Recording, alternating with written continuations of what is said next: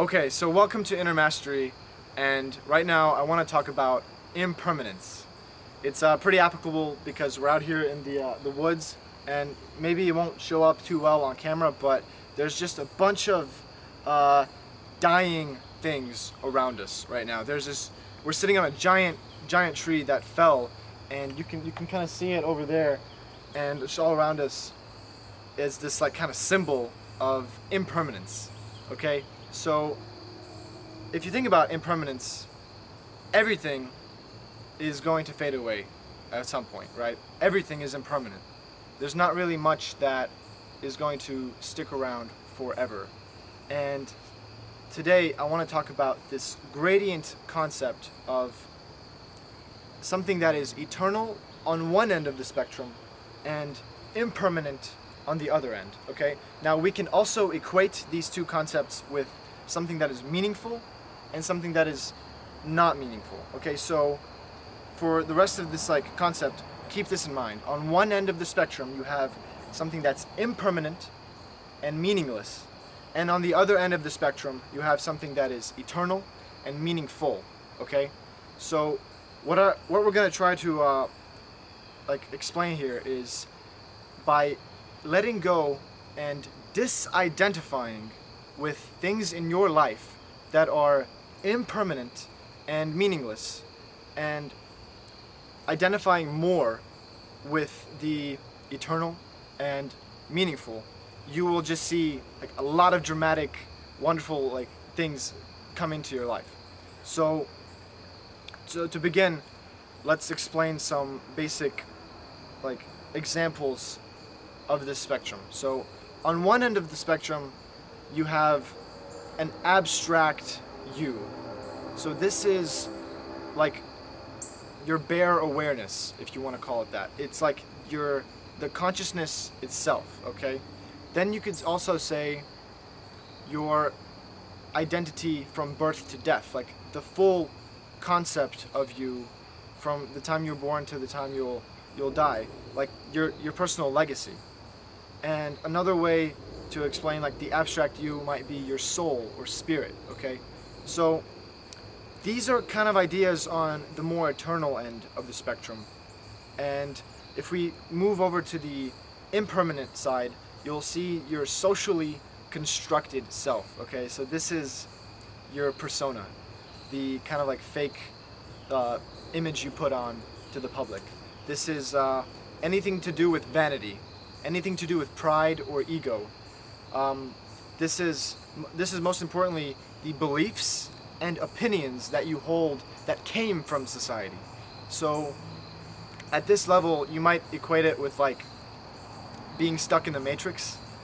At this level you just have your entire worldview kind of dominated by what society gave you as you were growing up, things you heard from teachers and parents, stories you got told and believed.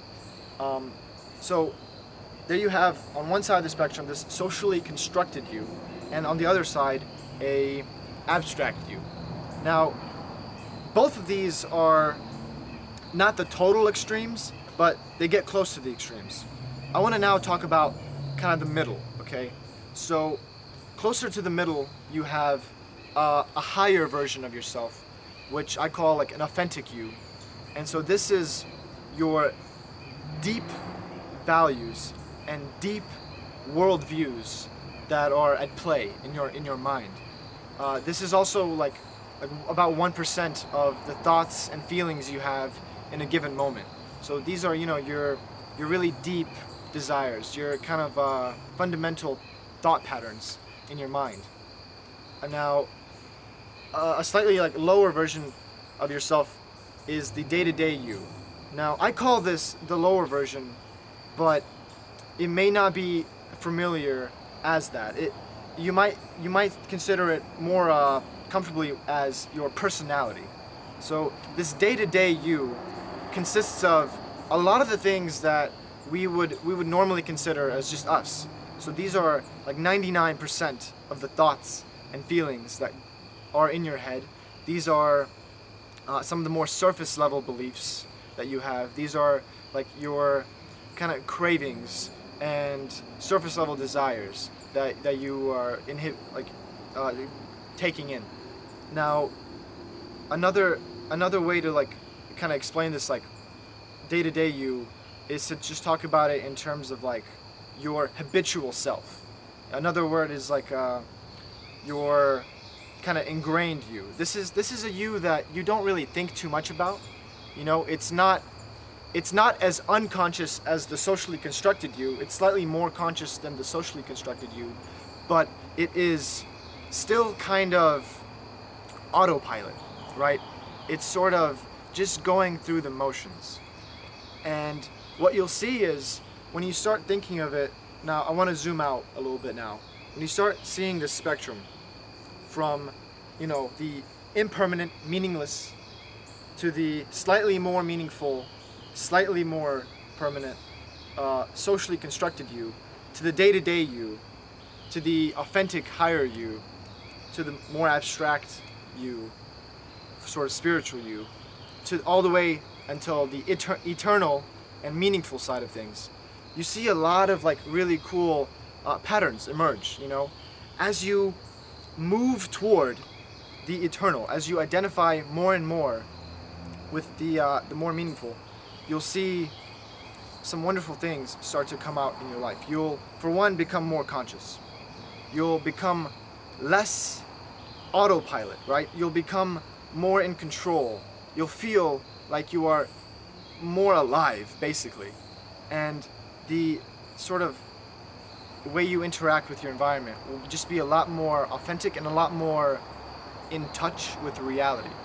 So as you just move toward the eternal, things just kind of get better and better.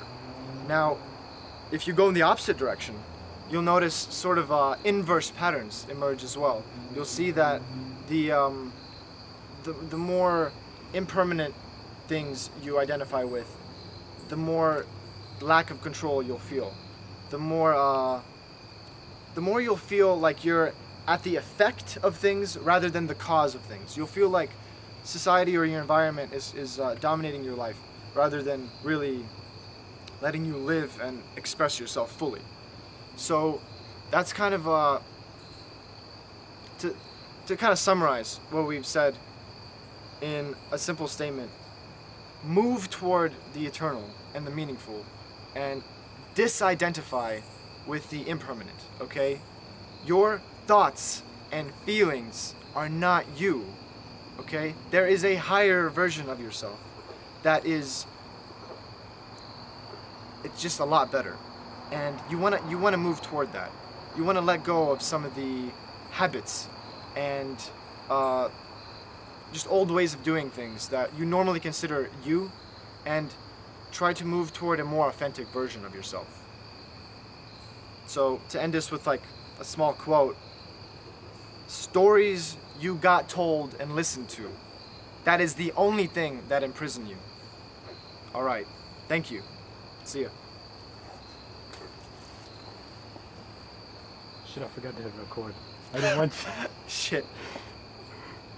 Yeah, I totally forgot. No, you didn't. Are you serious? Yeah. That's okay. We'll do that again. That was a good